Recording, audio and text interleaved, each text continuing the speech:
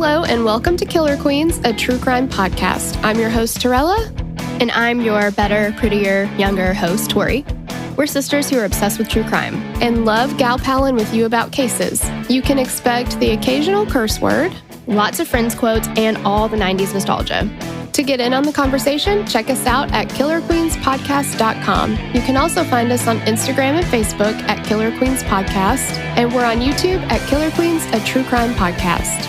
Okay, y'all, grab your Capri Suns or your Surge and let's talk about some true crime.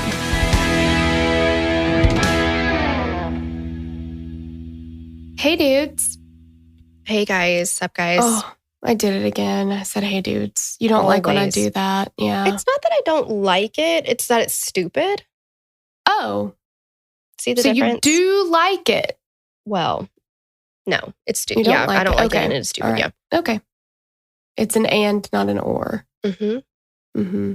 All right. Well, welcome to Killer Queens. Yeah. Yeah. If you've never been here before, welcome. Welcome. This one is not for the faint of heart. Mm-mm. Mm-mm. And to be honest, every time we do this, it is about murder, so there probably none of them are, but... Right. It's just, this one involves some pornish type things. Porn-ish? Mm-hmm. Right? It's like kind of porny. It's super porny, actually, and I just recently started going to a new church, and some of my church friends listen to this. And sorry, guys. I'm so sorry. You know what, though? Not talking about it doesn't mean that it's not real. And we're not saying that we do anything porny. Mm-mm. It's just talking about things that are in the world. Yeah. This guy is just so gross. I know. I'm trying to make you feel better about it, but... Thanks, girl. Thanks. All right. So before we get started, just a word to... Your mama. Okay. I was going to say like word to the wise, but that felt wrong. No. Yeah. We have a Patreon. And in case you're not sure what a Patreon is, that is sort of like a membership, but sort of like we're just a donation. Hanging. Yeah. The thing is, you can do as much or as little as you want to. It just helps us to make the show what it is. And it also helps us to be able to do this full time, which is a godsend for you guys to help us with this. But yeah, absolutely. And if you don't like listening to ads, then if you join the Patreon, all of the episodes are ad free. Yes. Plus, depending on the tier you join, we have 2 other shows that we put out every single week. So if you join at $10 or up, you get those shows as well. So you could be getting 3 shows a week. Well, and if it's a 2-parter and you go ahead and listen to that second part immediately, that's 4 episodes a week. That's true. And that's exactly why I brought it up, because this is a 2-parter. So if at the end of the episode, you're like, well, gall darn it, I really want to hear that. Darn. Yeah. Then you could go ahead and just be like, play. Mm-hmm. Contrary-wise, if you were to do that as well, the next week you'd only have 2 episodes to listen to. But you know what? That's your journey. You split them up the way you want to. You're your own boss. Well, yeah. And still, I mean, that gives you 2 episodes. Whereas if you weren't a patron, you'd only have the 1. So you see? No, I hear it. Math. Tori, if you're going to try and tell people it sucks to be a patron, that's really kind of doing the opposite of what we're trying to do here. What? When did I say that? Just now.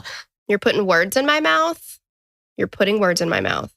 Okay. So anyway, you guys should join. We're biased, but it's the best. Yes. Just saying. And we have lots of reviews that are like, say that our Patreon is like best bang for your buck. Just saying. Yes. Because some people, I don't know who they are, apparently overpromise and sort of underdeliver, but we're consistent with our content. So. You're damn right.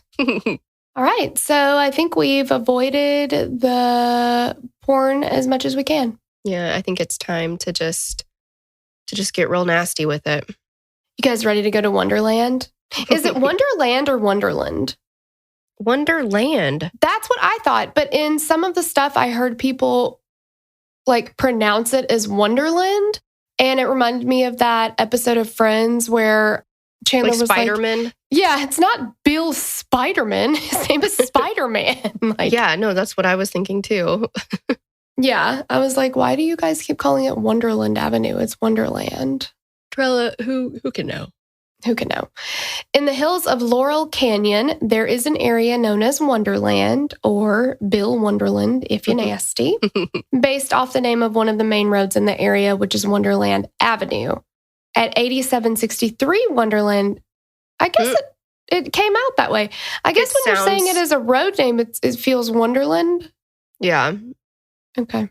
I don't know. At 8763 Wonderland Avenue, there is a 2-bedroom split-level home. This home is said to have been occupied by Paul Revere and the Raiders at one point when they were popular in the late 60s, early 70s. In this home's history, though, that will not be what people remember. Not even a little bit. Okay. So in the late 70s and early 80s, the house at 8763 served as the main residence for the Wonderland Gang. So this is Ron Launius. He was the leader of the Wonderland Gang, and Billy Deverell was his right-hand man. To round out the gang, we have David Lind, Tracy McCourt, and Joy... he cuckolded me. And Joy Miller. Wow. The whole time looking into this case, I didn't even think about Lindhagen. And here was David Lind just served up on a platter for me. How did you not think about it at all? I know. I'm embarrassed. He cuckolded me. Yeah. Ron Launius was a Vietnam veteran with the Air Force. He was dishonorably discharged. Why? Why, you ask? Yeah. Well, thanks for asking. He was caught and convicted of smuggling heroin back from Vietnam to the U.S. in the bodies of deceased soldiers. That is, if I can try to see no, I don't know if there's an upside here. It's resourceful. Okay. All right. Innovative. I don't. Yeah, you are very much like Catherine in Mixed Nuts. You could see the bright side of a plague right now. I'm just trying to keep it upbeat.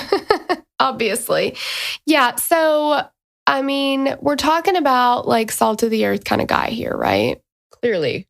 Smuggling heroin in the bodies of deceased soldiers. Wow. I mean. Reminds me of that one guy that brought puppies from somewhere and he filled all of their bellies with like heroin and cocaine. Like balloons of it. Oh my God. Yes. What? Oh, yeah. And they all died. I know. Oh. Sorry. That's horrific.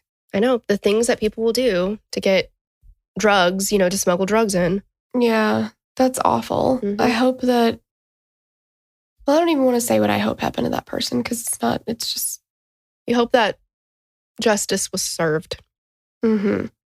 It's said that at the time of Ron Launius's death, that police investigators had 27 open murder cases, all of which they suspected him to be the perpetrator of. Jeez. He was busy. There were murders throughout California, mostly around the Sacramento area. He was charged with murder in 1974 for the murder of a known police informant, but those charges were dropped when the main witness for the prosecution was killed in a police shootout. Later that year, Launius would be convicted of smuggling heroin and cocaine over the U.S.-Mexico border, and he would serve 3 years of an 8-year sentence. Ron was married to Susan Murphy, who was a drug addict herself. She wasn't officially part of the gang, but she was around the house all the same. Billy Deverell, Launius's right-hand man, was also the voice of reason, like kind of sometimes, like compared to what, right? Right, exactly. Where Ron was a fearless, brazen person, Billy would try to reel him back in.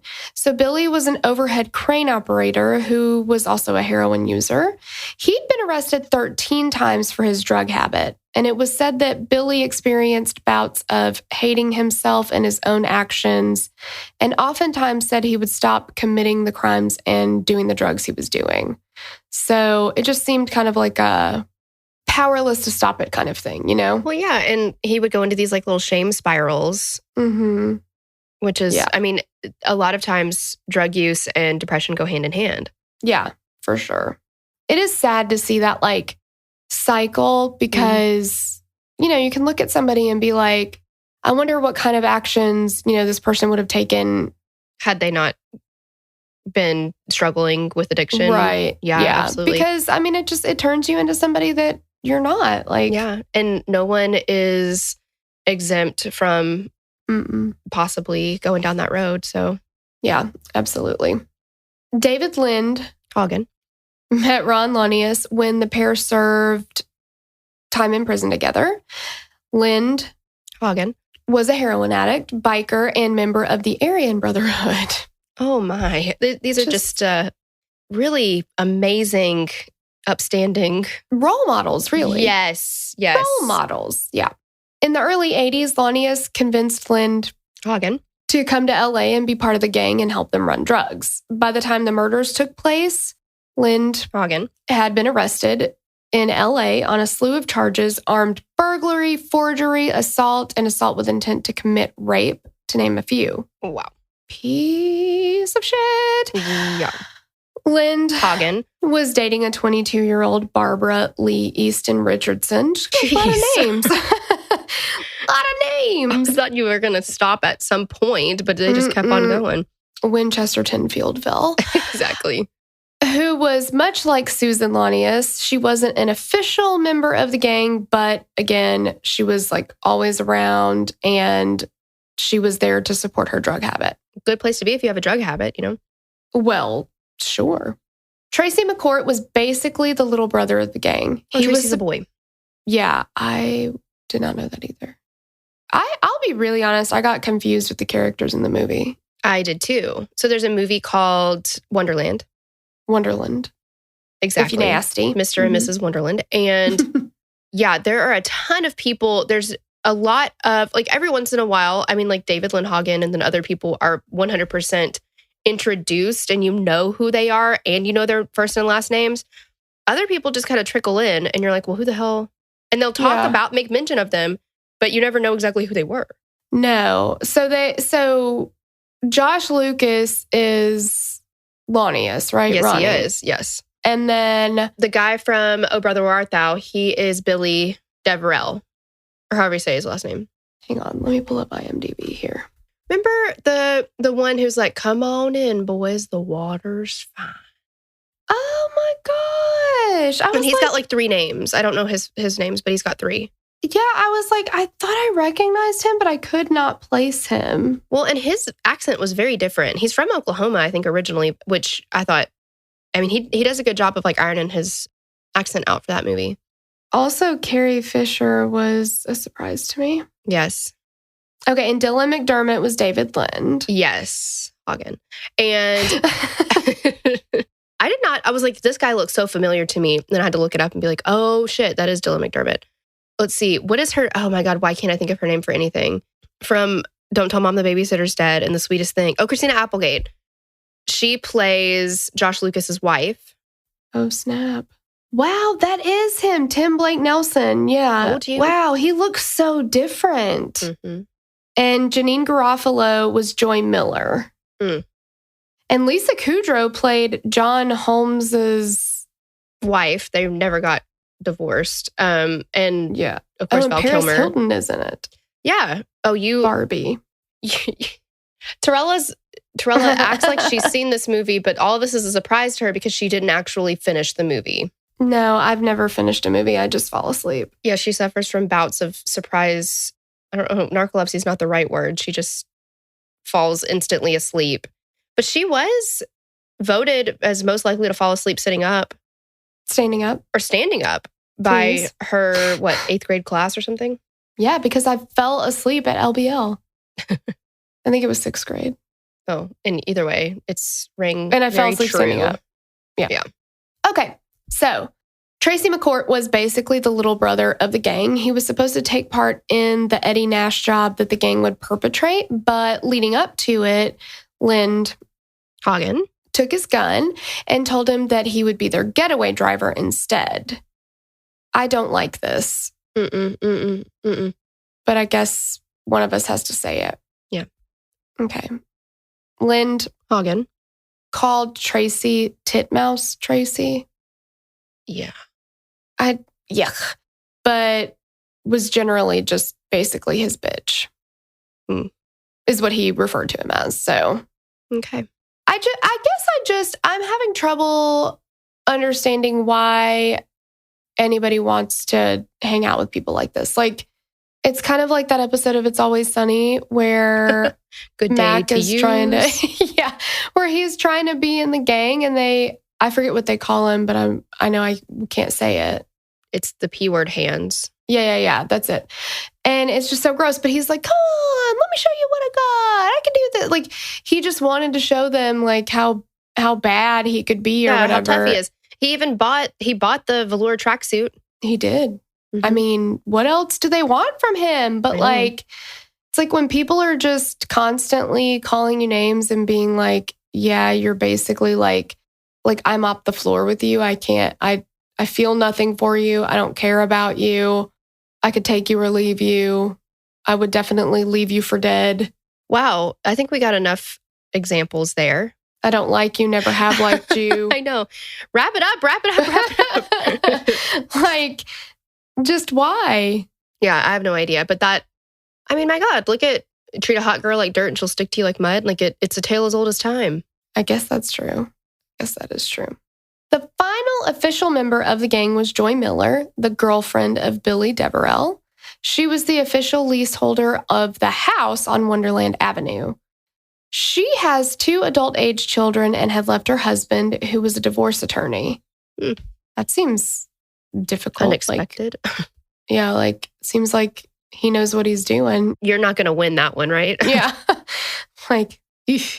She became an addict and immersed herself in the drug culture, which is how she ended up with this ragtag group. By 1981, she had 7 arrests on her record. She had beaten breast cancer and had a double mastectomy. Wow. That's a lot of stuff in a 7-year period. Mm-hmm. Or, I'm sorry, it was 7 arrests in however many years. Yeah. Still, we actually don't know how many years, so. Yeah. I made that up. But but it was a lot to deal with. Yeah, that's a lot to deal with. And again, like, this just illustrates the whole drug addiction is a respecter of no person. Like, it's just family people. It doesn't matter where you come from. It doesn't matter what your history is. It can happen to anybody. It's equal opportunity. It does not matter. Yeah. At the time in the Laurel Canyon area, there were a few different dealers. For the most part, they didn't bother each other. There were the occasional run-ins, but mainly they all had their own territory and they stuck to it. They were rarely, if ever, violent with one another.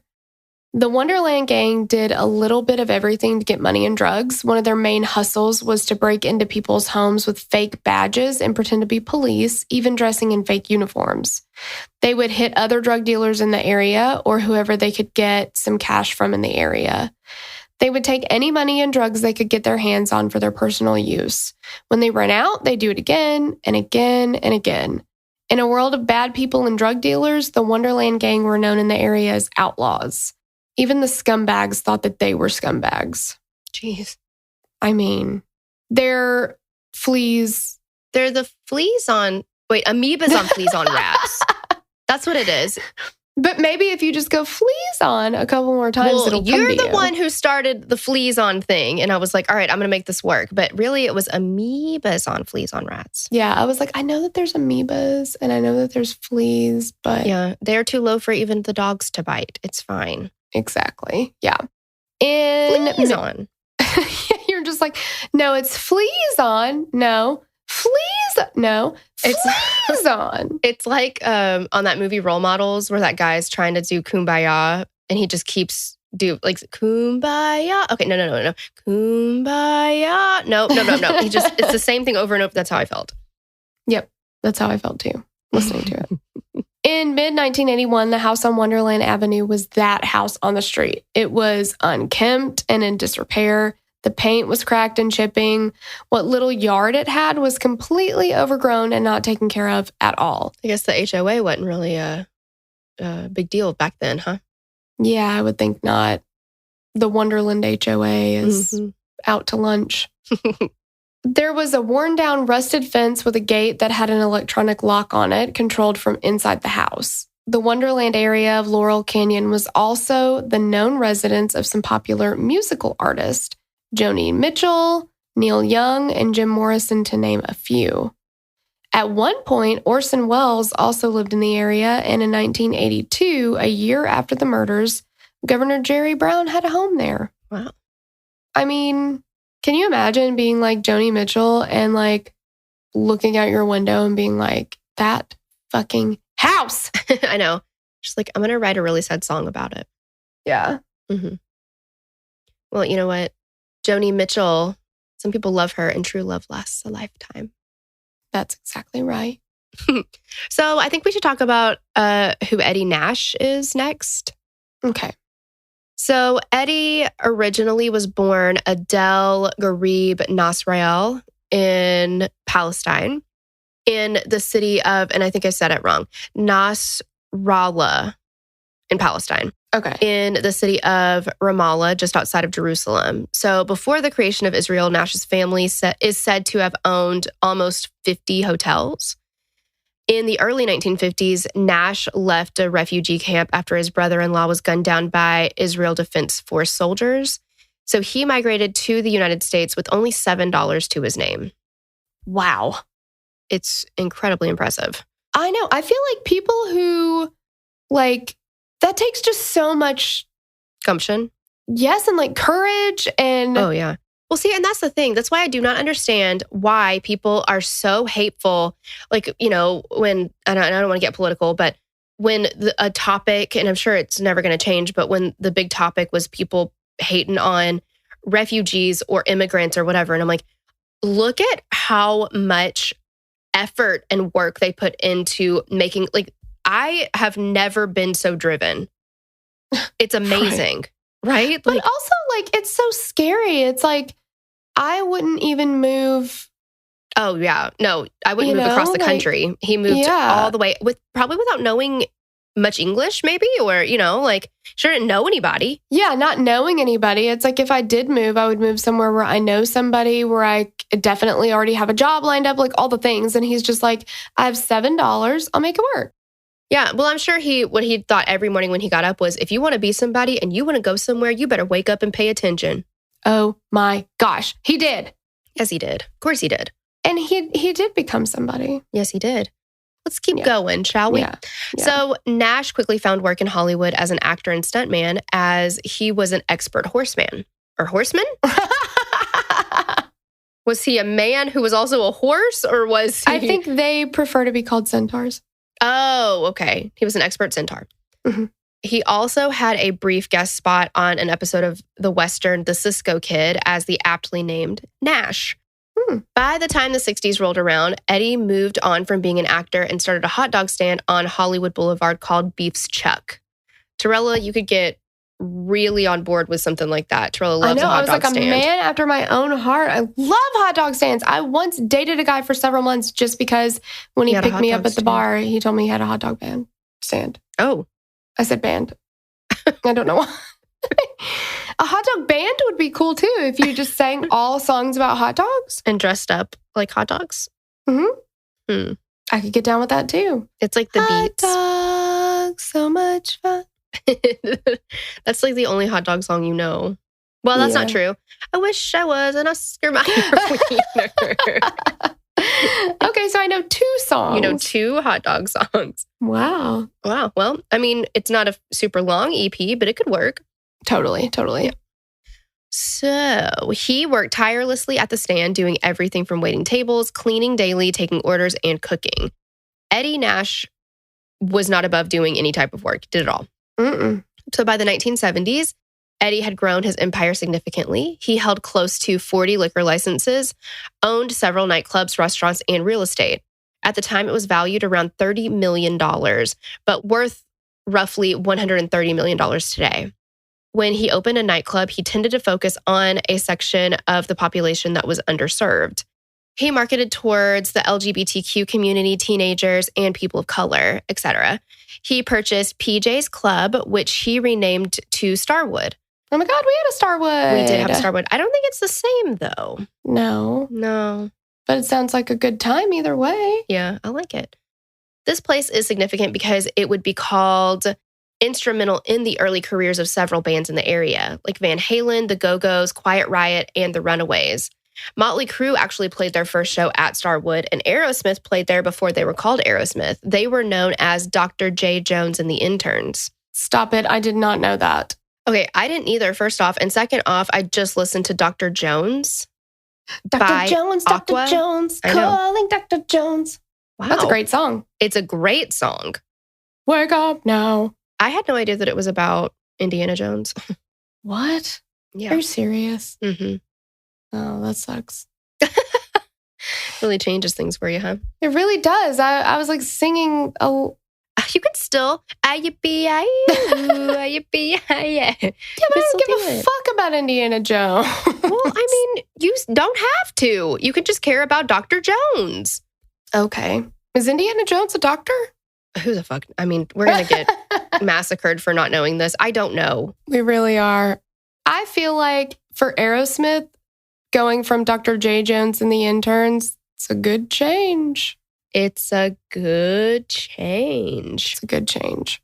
So the Starwood would be shut down in 1981 due to excessive violations of underage drinking and noise complaints. Oh, isn't it my old friend underage drinking?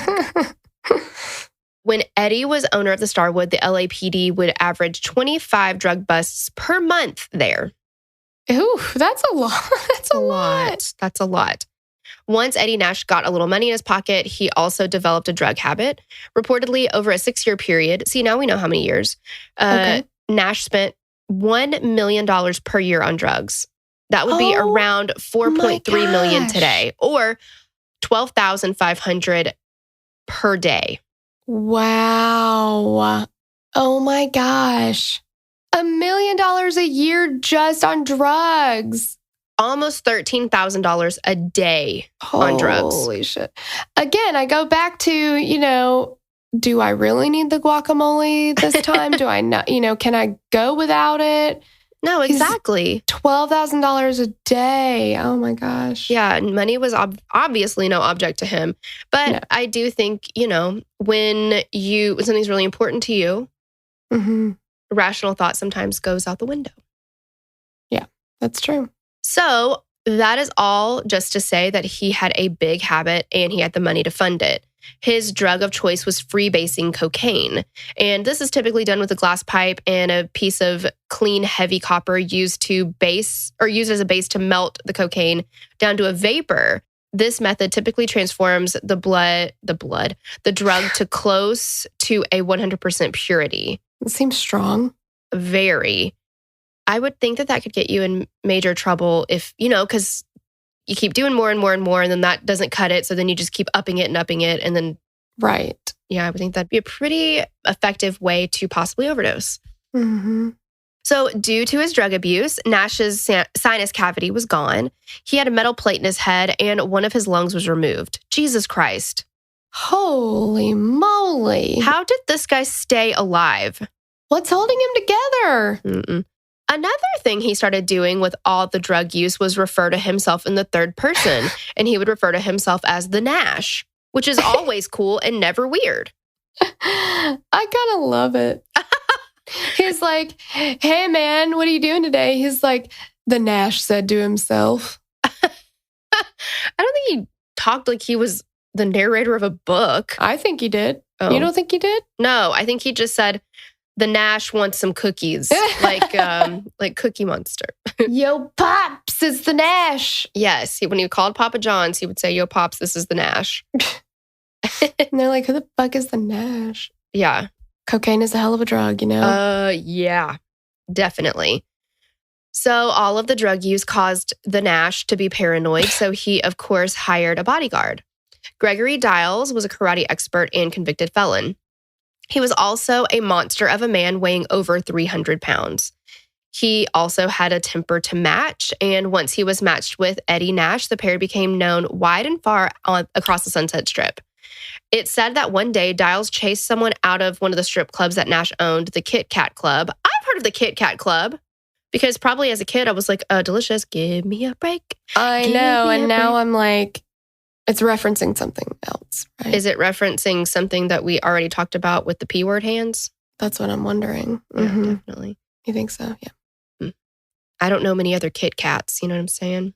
I will say, though, I bought a whole bag of miniature Kit Kats, and I have a bunch of them in my purse for snacking. That's great. Not that kind of Kit Kat. The real ones. The candy. Break me off a piece of that Kit Kat bar. Oh, God. Can't do it now, can you? Nope. Okay. Okay. Okie dokie. So he chased the man down the road, and when the man jumped into his car, Dials emptied his .38 Special into the car. The car was across Santa Monica Boulevard. Dials emptied his gun into a vehicle across 6 lanes of traffic. That's just to give you an idea of how the pair operated when they got together. They took no shit from anyone, and apparently they did not think things through. So it kind of... He's like, I'm gonna get you. And then just like shoots across 6 fucking lanes of traffic. Like, are you serious right now, sir? I know. This is not the 10th Fast and Furious movie. No. Dials. No. Like, you can't just do that kind of stuff. Exactly. There's other people around, dude. Did nobody die from that? Who the fuck knows? I have no idea. I mean, it's like he thought he was doing that, but it was like that Workaholics episode where Andy... I don't know why, but I imagine him singing like David from The Real World. Yes. Oh, come on, be my baby tonight. And he thinks he's doing it, but he's like, yeah. Like, yeah, exactly. So it kind of goes without saying. But Nash didn't make his money just from owning clubs and real estate. He was also one of the biggest drug dealers in the area at the time. What? I know. I did not see that coming. Shocking. I know. Yeah. During one of his many drug busts at the Starwood, police confiscated a cardboard box with 4,000 counterfeit Quaaludes. The box was marked for sale at box office in blue marker. Nash sold everything people would want: pills, cocaine, crack cocaine, heroin, etc., etc. At the height of his career, many people would consider Eddie Nash to be one of the biggest drug dealers on the West Coast. Wow. So he's like, here's your tickets, and we have a very special offer for you right now. It's only good for the next 10 minutes. Yes. You can get 100 Quaaludes. Yes. He's probably calling people and being like, "Hi, we need to contact you about our deal on Quaaludes if you get a chance."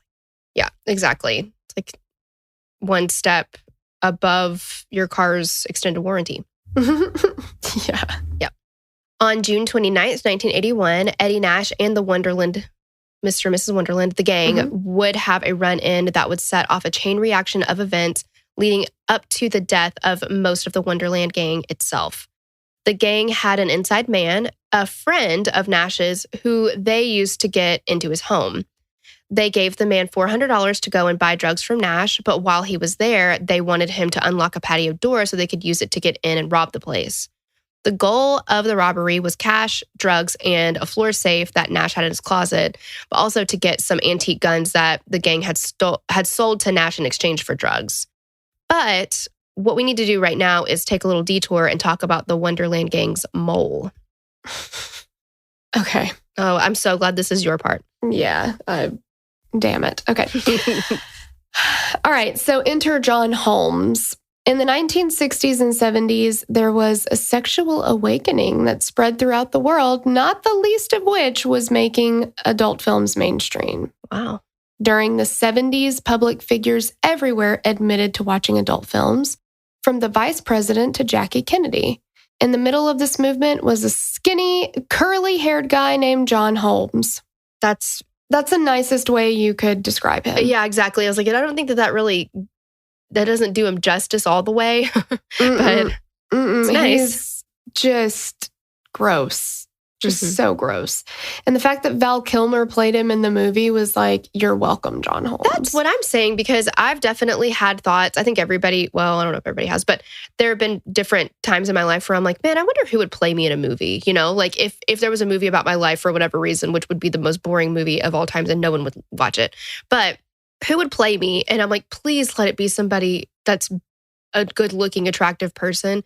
Because what you don't want to have happen is, I'm trying to think of someone that's awful that I'd be fine with throwing under the bus, but I can't think of anybody. You know what I mean? Like, you'd be like, that's who you got to play me? Really? I can't think of anybody either. Why? Because we're nice. That's not true. Well, I don't know why, but I was always like, just as an example for somebody that you 100% not want, I'd be like, yeah, they were like, okay, Rosie O'Donnell, that's who we see playing you. Oh. I'm like, well, I mean, okay. I don't get it, but okay. Yeah, that wouldn't be very nice, would it? It wouldn't feel great. Yeah, it's just, that's a stretch here. Val Kilmer. But I mean, gotta do what you gotta do, right? Yes. So John Holmes was born John Estes in the small rural town of Asheville, Ohio. Holmes's childhood was, quote, normal for the most part, although his parents were divorced. When he was 15, John left home and enlisted in the army with written permission from his mother. He spent most of his military career in West Germany and was honorably discharged in 1963. Once he was out of the army, he relocated to the Los Angeles area and held several odd jobs here and there. One of these jobs was an ambulance driver, which is where he met Sharon Jebenini? Mm-hmm. Jebenini? Is that how you say it? I don't know. I was like, if I just keep saying it. Jebenini. Jebenini. I don't know. Jebenini. I don't know. I don't either. That's where he met Sharon. Okay. Yeah. Sharon G. Yeah. They would fall in love and marry in August of 1965, which was after John's 21st birthday. John would bounce from job to job, and eventually he got a job as a, quote, model for adult magazines and pictures. And here's the thing. This guy... Okay, so Mark did the script for this and research. Oh, yes, thank you. Yes, thank you so very much.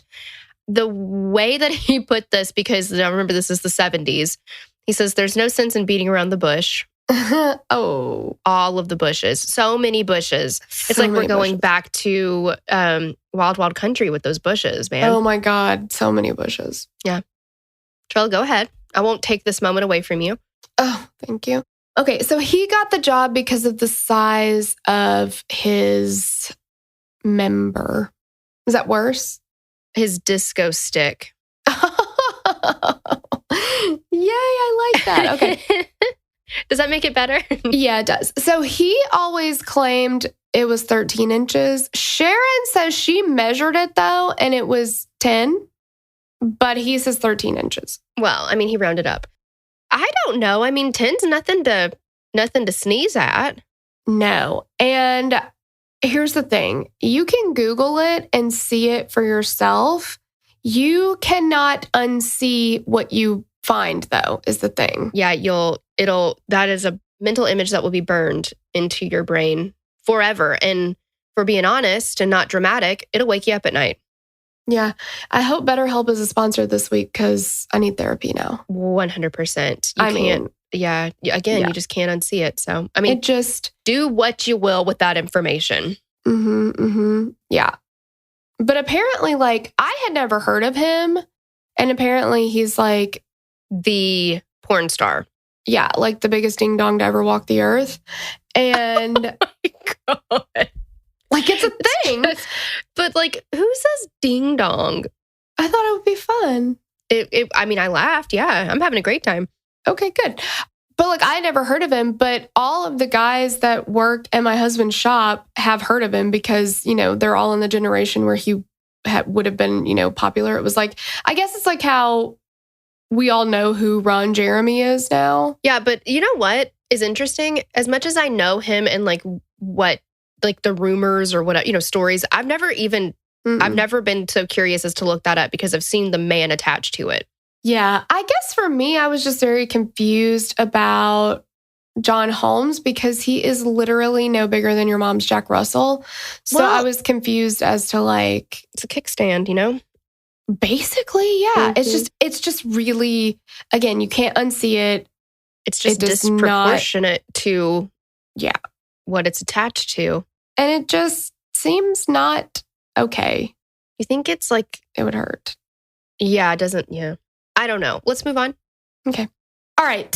So it starts out with photo shoots and then he starts appearing in films. And Sharon wasn't a huge fan of this, obviously. Well, that's her husband. Right. But John was like, look, Sharon, if I was a carpenter, I would use a hammer as a tool. So that's basically what I'm doing, right? Like, I have been given this tool.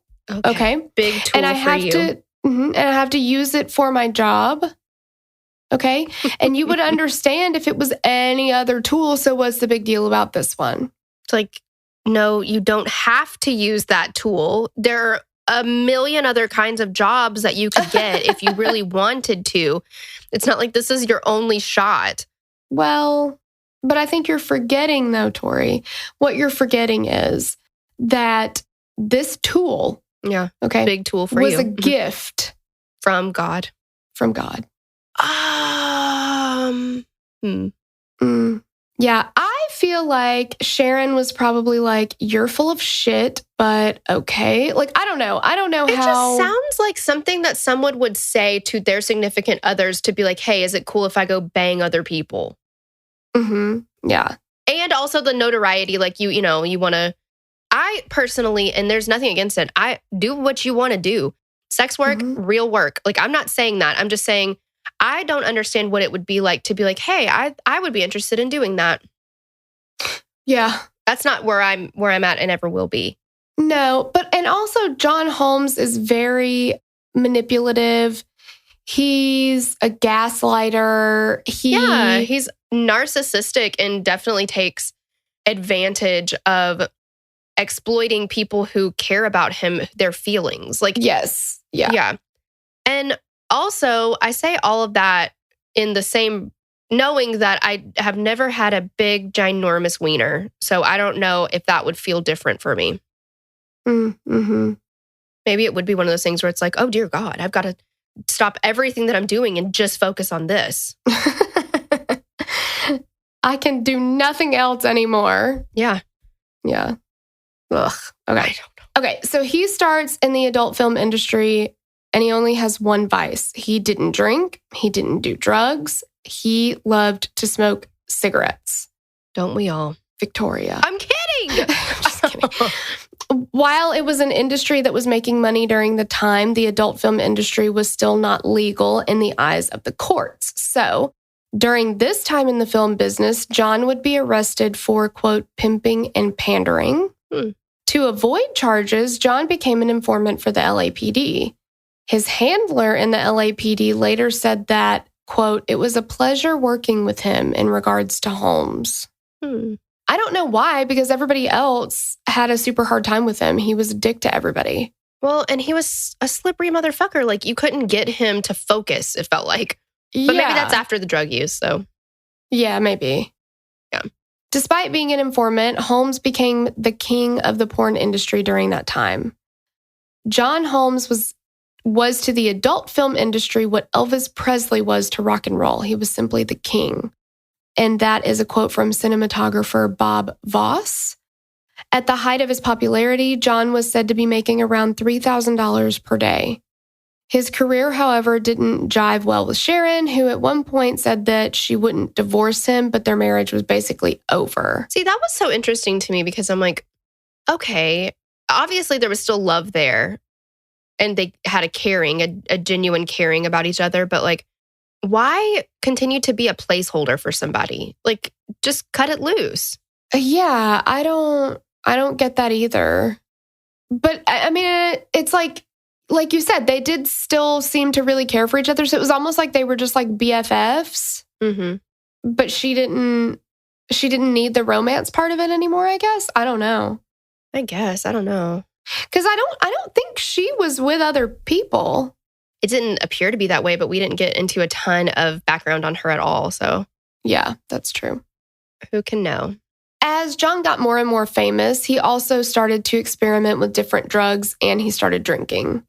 It got to the point that he couldn't even film a complete scene without having to run off to the bathroom and do drugs. He had become a full-blown addict. A huge side effect of his drug use was that it made him impotent. Yikes. And that's definitely when your job is to be able to perform and you can't. Right. Right. That's a big deal. Yeah, that's a vicious cycle. Yeah. You can't work to pay for your drug habit, and you can't do your work without your drug habit. Right. Yeah. He's got himself in a real pickle, you know? Big old pickle. Big old pickle. So once the news about the pickle he got himself in. Well, do you mean how the air left his tires type of thing? Mm-hmm. Yes, Mm-hmm. okay. Yeah. Once the news spread about that, he became less and less sought after. So this is a huge hit to his income. And then he starts looking for other things to do to make money. One of his favorite things was to go to an airport and hang around the luggage pickup. He would grab luggage, take off with it, selling whatever he could for cash and getting drugs. That seems like a lot of work. Like, what do people put in their luggage? Like, you might have a little bit of jewelry in there or something, but are we talking about like valuable, like a lot of valuable things? I wouldn't imagine like somebody's clothes and shoes are going to net you a lot of money. Unless you pick a really, really expensive looking, like a Louis Vuitton suitcase set or something like that. You know, like some really rich, wealthy woman that would have a bunch of very expensive articles of clothing. But yeah, other than that, it's like, wow, cool. Enjoy my Walgreens toothbrush. Exactly. Yeah. Or maybe he sold the actual luggage itself, like you said, if it was an expensive brand, but still, I don't know. That just seems like a lot of work for probably a low return. Yeah. I don't know. Gotta do what you gotta do. I guess so. The Paul Thomas Anderson movie Boogie Nights is said to be loosely based off the life of John Holmes. I have never seen that movie either. I haven't either. But I think, isn't Mark Wahlberg in it? I have no idea. I thought John Travolta was in it. No, John Travolta isn't in it. It is Mark Wahlberg. It is. Oh. A lot of people with 3-word names. William H. Macy, John C. Reilly, Philip Seymour Hoffman. Oh my God. Yeah. That is a lot of people with 3 names. Told you. It was also during this time that John met 15-year-old Dawn Schiller. He's at least, let's say, 24? At least. Yeah. He would give her drugs and alcohol, and eventually the two started, quote, dating. Disgusting. Yeah. And yeah, basically what happened is he got her addicted to drugs and groomed her. Mm-hmm. Like, there's no other way to describe what he did. He's the sexual predator. It's exactly. Disgusting. Well, yeah, I mean, at that point, like, there's no way that you meet a 15-year-old and she has any consent in what's going on here. There's just no way. Right. Yeah. John would eventually pimp Dawn out for drugs and money when they needed it. And of course, like, we've seen this so many times, and that's actually what like most sex trafficking is, you know, somebody in a relationship and then them being like, hey, you know, you only have to do it for a little while. And then once we get the money, I can afford a ring, or we can afford a house, or, you know, blah, blah, blah, blah. Just do it for a little while. Mm-hmm. You're doing it, you know, we're doing this for us. Yeah. And meanwhile, like, he doesn't have to do anything. No. And he could very easily, I'm sorry, I just have a hard time believing, because it might not be what you want to do, but like McDonald's hiring, all kinds of places that you might not want to work. You could be a janitor somewhere. You could do anything. Right. And then, you know, maybe not do a bunch of drugs. Well, not sex traffic somebody that you're supposed to love, but... Well, and is also a minor. Yeah. I mean, it just makes me so mad. And like, she's 15. So of course she's like, I mean, the sun rose and set on John Holmes for her, you know? Well, of course she did everything for him. Mm-hmm. Like, it's just really sad. Yeah, exactly. And he preyed on that. Mm-hmm. 100%. And it just makes me sad, because I know that, like, when I'm sure if you're in an addiction, you're powerless to stop it. I'm not saying it'd be so easy as to just stop, but how many problems were caused by this addiction? You know, like, right. It's impossible to stay afloat after that. Yeah, totally. Sad. It is. It's very sad. So John, being a drug addict, would eventually make his way to the Wonderland Gang to get his drugs. They knew who he was and kept him around for the novelty of it. Lanius treated John like a circus freak and would frequently tell him to expose himself at parties for the novelty. but he also gave John drugs. Even though John kept coming back, he resented Launius for treating him like that. Eventually, John would get into a big hole financially with the Wonderland Gang. He was in such a deep hole that some people have said that the gang was just going to kill him. So to clear up the debt, John said he could help them rob someone else he knew. Someone who would definitely have enough money and drugs to make things right. In the late 70s, early 80s, John was introduced to the Nash. And he was like, "Hey, John, nice to meet you. This is the Nash." But he's talking about himself. Yes, exactly. Because he's such a weirdo. You're welcome to be introduced to the Nash. Yeah, exactly. The thing about Eddie Nash was that he loved the adult film industry. He would invest in them if they needed money. He'd rent space to them for filming. Literally whatever he could do to be a part of it, he did. When he met... Eddie Nash is like, "I want to be part of your world." Wow, you really brought The Little Mermaid right into it. Okay, but we needed to lighten this little shit up, okay? Because there's only so much of the Nash that is going to be funny, okay? That's true. That's true. When he met John Holmes, he was literally on cloud 9. He was like, "The Nash is so excited to be meeting you right now." But talk about what John Holmes. You have to say it. You have to say it. It's John Holmes's on-screen persona. I'll say it if you want me to. I don't care. I just hate it, but yeah, his name on screen was Johnny Wad. Yeah, 2 D's, Johnny Wad. Prematurely shot his wad. Oh, and then after a while, he couldn't even shoot his wad no matter what. Nash would give Holmes drugs and let him sleep and hang out at his house whenever he wanted. The Nash had a way of testing people, and if you passed, you were in. So he'd bring people into his house, leave them in a room with piles of money and drugs, and then he'd watch from behind a two-way mirror, which he had set up all over his house, which is disgusting. Well, he was a very paranoid person. Also, just a freak. Exactly. Like it reminds me very much of Lou Pearlman and the tanning bed situation. Oh, God. I forgot about that. Yeah. And poor little Aaron Carter just does not believe that he watched him change. But he did. He still thinks of him as like Uncle Louie. Yeah. It's sad. So once John passed this test, they became friends. So now John is like me and the Nash hanging out every day. Well, you know, the Nash was like, "Oh my God, me and Johnny Wad, love him."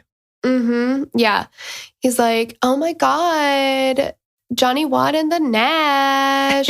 Did he like carve it into a tree? Yeah, Johnny Wad and the Nash. Beer, beer, beer.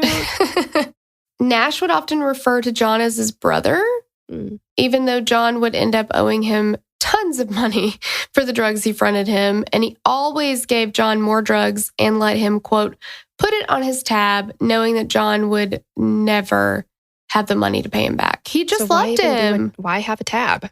Yeah, that doesn't even make any sense. Put it on my tab. Yeah. All right. So here's the basic plan that John pitched to the Wonderland Gang to pay back his debt. John said that he would go to Eddie Nash's house under the pretense of buying drugs, which I'm sure he was like, "I'm not even going to pay for." So while there, he would buy some drugs, then unlock the patio door and leave. After that, he would give the all clear to the gang, and they would roll in with badges and guns and do what they did best. On June 29th, 1981, Ron Launius gave John $400 to go and told him to make it happen. John went to Nash and made the buy. John was extremely nervous, and he actually left Nash's house without unlocking the door. Like, you had one job, man. He returned a second time, and then he unlocked the door to the patio like he had planned, but then he had to hang out for a bit, so they weren't like, "Well, what the hell did you just come back here for 5 seconds?" After a while, he said he needed to go and went back to Wonderland. Once he arrived there, the gang had all partied it up and did enough drugs to make themselves pass out. John hung out for a while until the gang began to wake up, which was a few hours later. They're like killing it, man. Yeah. So John was worried and paranoid that the door would have been locked by now, so he convinced them to let him go back and check the door once again. Once back at Nash's, Holmes purchased some crack cocaine and made sure the door was unlocked and notified the gang that they were a go. So what should have taken, let's say, all of, I don't know, an hour and a half has now gone 6.5 hours because everybody got too wasted and fell asleep. They fell asleep, and then he's like, damn it, now I gotta go back and check the door again because I'm positive somebody's locked it by now. Exactly. It's just so silly. Yeah. So Lanius, Deverell, and Lind Hagen were the ones who committed the actual burglary on Nash's. I don't want to talk Burglary. about it. I don't want. That sounds delicious right now. By the way, it really does. They're the Hamburglers. They're the ones who did the actual Hamburglary on Eddie Nash's home. Tracy McCourt served as a getaway driver for the gang and a lookout.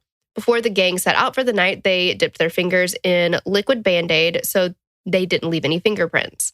They had their fake badges and guns ready to go. Does that actually work? I have no idea. I've used liquid Band-Aid before, but never for that. Yeah, I haven't used it creates a either. film. Like it would make sense, I guess. Seems like it'd be easier to just put gloves on. Why don't you just put gloves on? I don't know, Torella. Maybe it's really hot there that time of year and they didn't want to be all sweaty. I don't know. They're like, how in the world can we not leave fingerprints? Oh my God. And they're like, I know. We'll saw off the edges of our fingers so that we don't leave fingerprints. Exactly. It's like, just put a glove on, you idiot. Well, whatever, Torella. You weren't there, okay? And you don't know what they were thinking or going through in that moment, so. You're right. So they busted in the house through the door that John left unlocked. They were immediately confronted by Gregory Diles. The gang had the element of surprise on their side, though, and they were able to get Diles on the ground and handcuffed him. Shortly after, they were able to get Nash and handcuffed him as well. When they had both handcuffed, they went in on Nash and demanded that he tell them where all the money and drugs were. In the commotion of all of this, Lanius accidentally bumped into David Lind, Hagen, which caused Lind Hagen to accidentally shoot Gregory Diles in the back, injuring him, but non-life-threatening. That's a major shucks daisy. Yes.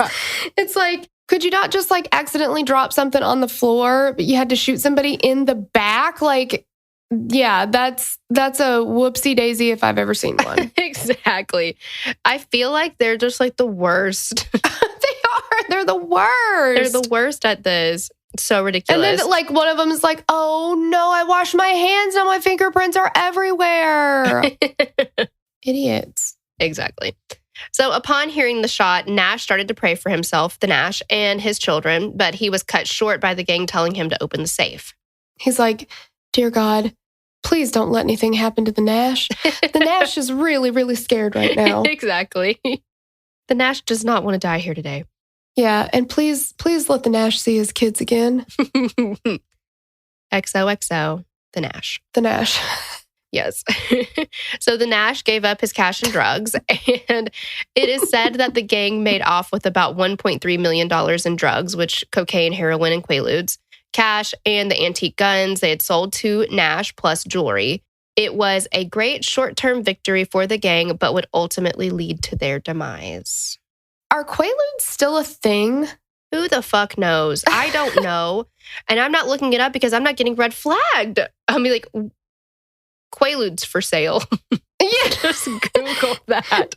Where can I buy Quaaludes? Right? No. I know. Yeah. Maybe on Facebook Marketplace. I don't know. Oh, yeah. That's a great idea. Yeah, I bet somebody in my neighborhood has Quaaludes. I don't want to travel too far. Yeah, I've only heard Quaaludes in like 80s movies. Well, yeah, I mean, they're very, because I remember, if I'm remembering correctly, they were a pretty big thing. Like Marilyn Monroe was doing them as well. So really? I think I need like a history of Quaaludes. Yeah, but maybe we could just like fax the Nash and ask him. Just kidding. I know he's not around. Yeah, they were, Quaaludes were first. First. The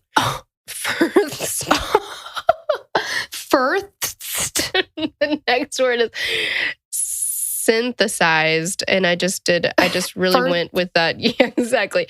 They were first synthesized in India in the 1950s and were introduced into America in the 1960s. Yeah.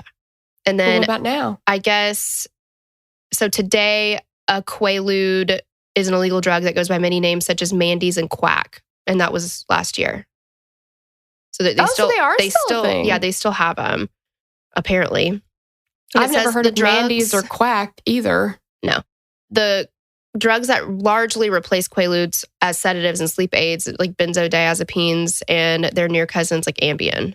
Oh, so that's all it is just basically like a sleeping pill? A sedative. Oh. I don't know. So is it like a roofie? Is that what people used it for? Like I thought. Well, I remember because Marilyn Monroe would take them because she couldn't sleep. And I think Elvis did too. Oh, I thought they made you like feel high or something. Like a pain pill. Yeah, but they just make you go right to sleep. Apparently. I really don't know, though. But that makes more sense why they use them in Wolf of Wall Street. Oh, sure. I've never watched it. They were trying to drug people. What? I've never watched it. Oh. I don't remember if I liked it or not, honestly. Okay. So that's all right. That's it. That's it. We've had a history of the Quaalude. Mm-hmm. There will be a test next part. Mm-hmm. Mm-hmm. And, again, so to sum up. Yeah, this one wasn't so murdery, mostly porny. The second one is going to be more murdery. And less porny. Less porny. So, we'll get into the whole murdery parts next time. Yes. If you are cool to wait a week, hey, we're cool about it too. Yeah, that's your prerogative. Totally. But if you don't want to wait a week and you want to get to part 2 now, then just go on and either, already be a patron and listen or become a patron and listen. Yeah. If you're sitting there going, I don't want to wait. I'm not going to keep singing it, but. For part 2 to come out. Yes. Then shoot on over there and get it. Get you some. Yeah. Otherwise, we will see you next time. Exactly. Thank you so much for listening. Bye. Bye. Okay, you guys, we have some shout outs for new patrons. Yay. Thank you to Deanna Help, Jacqueline Mullen, Erica Vanover, Madison Ventrice, Rebecca, Alexis Turner, Wendy Strickland, Charity Ray, Jesse Crawford, Evelyn, Nicole Bell, Bailey Decker, Kems, Jim Casey, Taylor Neville, and Mary Payton. Oh my God, thank you guys so much. We love you. Yay!